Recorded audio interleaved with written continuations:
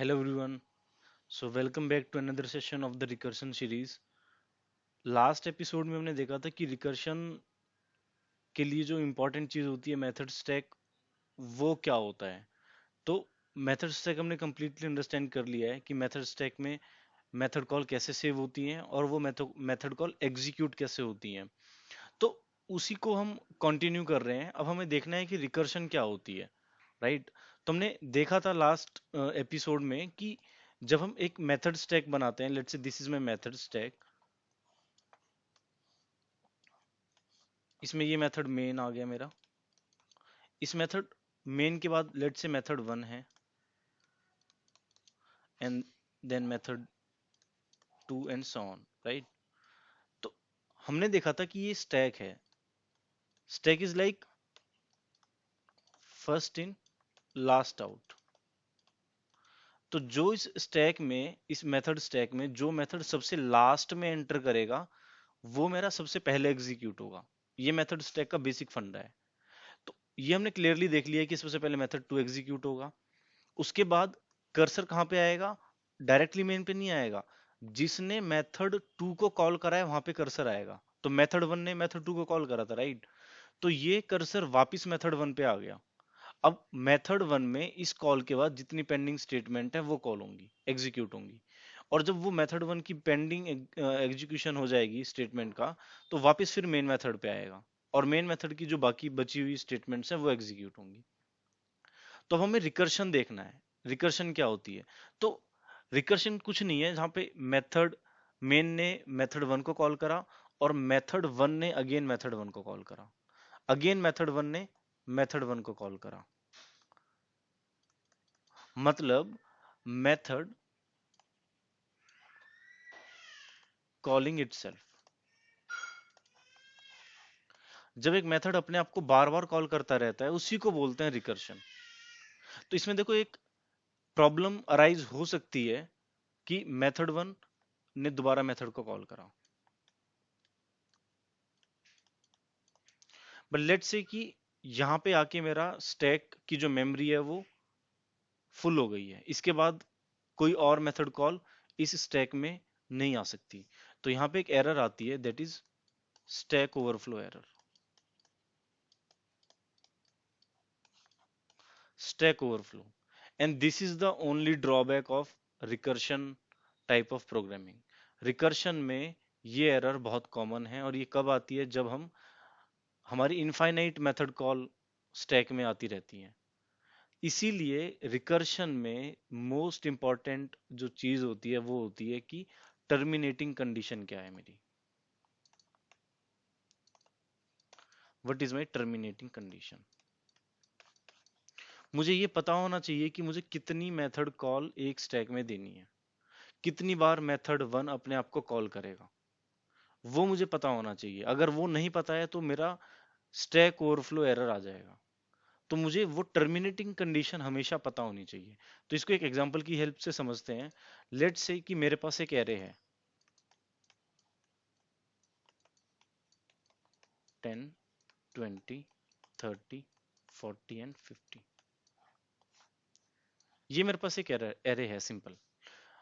And the simplest task is I have to print the array elements 10, 20, 30, 40 and 50। मुझे ये सब elements print करने हैं। तो मुझे इसके लिए रिकर्सिव प्रोग्राम बनाना है। फॉर लूप से तो ये बहुत ईजी है, राइट। अब मुझे इसके लिए रिकर्सिव प्रोग्राम बनाना है। तो लेट्स से कि मैं मेन मेथड से एक मेथड कॉल कर रहा हूं प्रिंट। प्रिंट में दो आर्ग्यूमेंट आएंगे, ARR और इंडेक्स।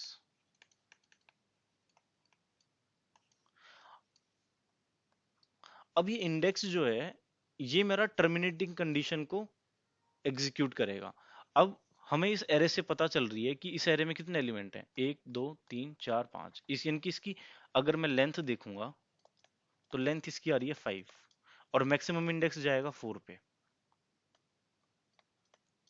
तो मुझे पता है अगर 4 के बाद मैं इसको कॉल करूंगा तो एरे से भी एक प्रॉब्लम आ जाएगी। अगर मैं इस तरह से कुछ एरर इंडेक्स फाइंड आउट करता हूँ ARR 5, तो डेफिनेटली यहाँ पे एक एरर आएगी। Array out of index out of bound error, right. तो मुझे पता है कि मुझे इंडेक्स को 5 तक नहीं ले जाना, जैसे ही 5 आएगा मुझे यहां से रिटर्न कर जाना है। तो ये इसकी टर्मिनेटिंग कंडीशन है, if index greater than equal 5 return, that's it.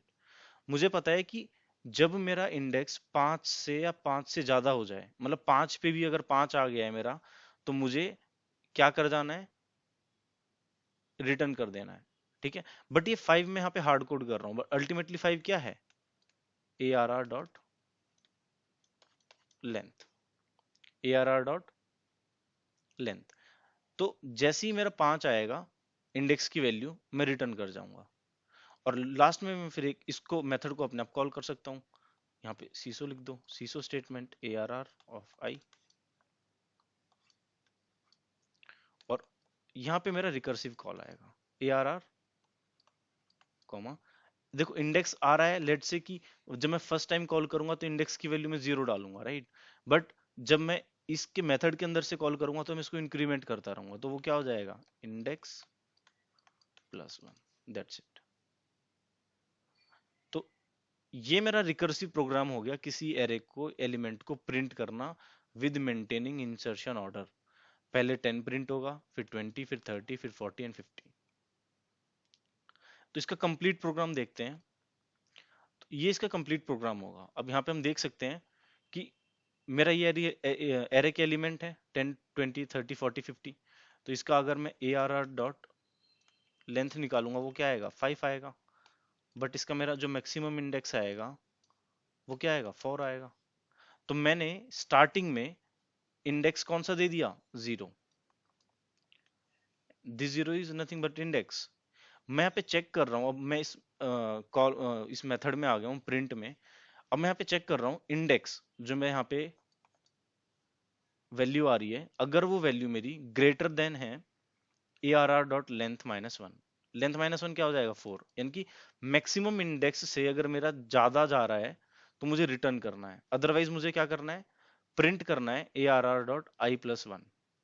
तो इस स्टेटमेंट को अगर मैं ऊपर लिखूंगा इस प्रिंट स्टेटमेंट से, तो ये इस तरह से प्रिंट करेगा 10, 20, 30, 40, 50 इस तरह से। बट अगर मैं इस स्टेटमेंट को, सीसो स्टेटमेंट को रिकर्सिव कॉल के बाद लिखूंगा, तो मेरा आउटपुट इस तरह से आएगा रिवर्स में, 50, 40, 30, 20, 10। क्यों, क्योंकि मैं पहले रिकर्सिव कॉल दे रहा हूं उसके बाद प्रिंट कर रहा हूं। तो इसको समझना बहुत जरूरी है। With the help of method stack हम देखेंगे कि यहाँ पे क्या क्या एक्टिविटी हो रही है। तो देखो, जब मेरा प्रोग्राम, जब पहली बार आया, जब मेरा बिल्कुल फर्स्ट टाइम मेरा प्रोग्राम एग्जीक्यूट हो रहा है, तो मेरी कॉल ये गई, प्रिंट ए आर आर 0। यहां से ही प्रिंट ए आर आर 0, ठीक है। अगर इसको मैं, बेटर है कि मैं नीचे लिख लूं इसको, मेरी जो कॉल गई है print A are r comma 0, और इसके नीचे मेरा मेन मेथड है।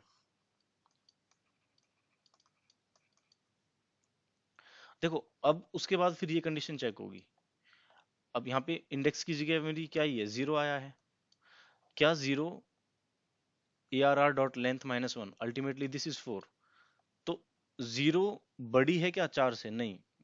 तो 0 तो छोटी होती है, राइट। इंडेक्स तो अभी आया ही नहीं है, मैक्सिमम इंडेक्स। तो फिर दोबारा इसने क्या करा, खुद को दोबारा से कॉल कर लिया। बट यहाँ पे देखो आई प्लस वन हो गया, यानी कि 0 + 1, यानी कि दूसरी जो मेरी मेथड कॉल गई है वो गई है मेरी print A are R one. तो जब मेरी print A are R one गई, अगेन इसने कंडीशन चेक करी, कंडीशन फॉल्स आई, फिर दोबारा से इसने अपने आप को कॉल कर लिया। इस बार आई की वैल्यू एक और बढ़ गई, यानी कि print A are r comma 2। फिर इसने चेक करा 2 छोटा है 4 से, फिर इसने एक इंक्रीमेंट करके दोबारा कॉल दे दी, प्रिंट ए आर आर 3। उसके बाद फिर अगेन सेम स्टेप रिपीट हुआ, प्रिंट ARR कॉमा 4। 4 पे भी चार चार से बड़ा नहीं है, राइट, इक्वल है, तो ये कंडीशन फॉल्स आएगी अभी भी। इसके बाद दोबारा इसने इंक्रीमेंट कर दी वैल्यू आई की, यानी कि इंडेक्स की, और प्रिंट ARR कॉमा 5। अब जैसे ही यहाँ पे 5 आया, 5 ग्रेटर देन 4, ट्रू, रिटर्न हो जाएगा, यानी कि यहाँ से वापस आ जाएगा। वापस आया तो इस मेथड स्टैक पे आया, प्रिंट 4 वाले पे, प्रिंट ARR 4। तो वहां पे ध्यान हो कि ये कंडीशन चेक हुई थी और उसके बाद डायरेक्टली मेथड 5 वाली कॉल चली गई थी, बट वहां से रिटर्न हो गया है। यानी कि अब मेरी ये वाली स्टेटमेंट एग्जीक्यूट होगी जब इंडेक्स मेरा 4 है, यानी कि system dot out dot print L N ARR of 4। यानी कि यहाँ पे कौन सी स्टेटमेंट 4 होगी, ARR 4। ARR 4 पे कौन सा है, 0 1 2 3 4, यानी कि 50, यानी कि सबसे आउटपुट पहला क्या आएगा, 50। इसके बाद 4 के लिए इसके बाद कोई और स्टेटमेंट नहीं है, तो वापिस ये रिटर्न कर जाएगा यहाँ पे। और फिर बाकी स्टेटमेंट ARR 3 के लिए प्रिंट होगी, विच इज ARR 3। तो 3 पे 40 है, 40 प्रिंट होगा। ऐसे फिर 30 प्रिंट होगा, फिर 20, फिर 10। This is how this method stack will work. इसका ग्राफिकल रिप्रेजेंटेशन यहाँ पे देखो। सबसे पहले मेरा मेन मेथड कॉल हुआ, मेन मेथड ने कॉल करी किसको, प्रिंट ARR 0 को। इसमें भी एक कंडीशन और बाकी है, कौन सी, सीसो ARR ऑफ 0। फिर ये कंडीशन एग्जीक्यूट नहीं हुई है, अभी मैं स्टार मार्क कर देता हूं जो कंडीशन एग्जीक्यूट नहीं हुई उन पे। फिर ये प्रिंट, इसने मेथड कॉल दे दी प्रिंट ARR 1 को। तो यहाँ पे एक अभी एक स्टेटमेंट बची हुई है, which is ARR of 1। Again यहाँ पे सीसो ARR 2, यहाँ पे सीसो ARR 3, यहाँ पे सीसो ARR 4। अब मेरा 5 और 6 देखो, अब मेरा जो एरे की लेंथ है वो मैक्सिमम इंडेक्स, एरे की लेंथ मेरी 5 है बट मैक्सिमम इंडेक्स 4 है, राइट। तो अगर 5 पे आएगा तो रिटर्न हो जाएगा, राइट। तो अगर मेरा ये स्टेटमेंट आया यहाँ पे, तो इसके बाद क्या होगा, रिटर्न हो जाएगा, वापिस यहीं पे आ जाएगा, यहाँ पे तो जाएगा ही नहीं। अब 5 के बाद डायरेक्टली प्रिंट ARR 4 वाले मेथड स्टैक पे आ गया, और ये वाली स्टेटमेंट जो पेंडिंग थी, ये स्टार वाली, ये अब एग्जीक्यूट होना स्टार्ट होंगी। तो यानी कि यहाँ से मेरा क्या प्रिंट होगा, 50, क्योंकि ARR 4 क्या है मेरा, 50 है। और यहाँ से क्या प्रिंट होगा, 40। यहाँ से क्या प्रिंट होगा, 30। यहाँ से क्या प्रिंट होगा, 20। यहाँ से क्या प्रिंट होगा, 10। This is how this recursive program will work. यहाँ पे एक चीज और इंपॉर्टेंट है, वो ये कि जब हम इस सीसो स्टेटमेंट को प्रिंट स्टेटमेंट की मेथड रिकर्सिव कॉल से बाद में लिखते हैं तो इसको बोलते हैं टेल रिकर्जन, और इसको ऊपर लिख देंगे तो head recursion. That's in the recursion series.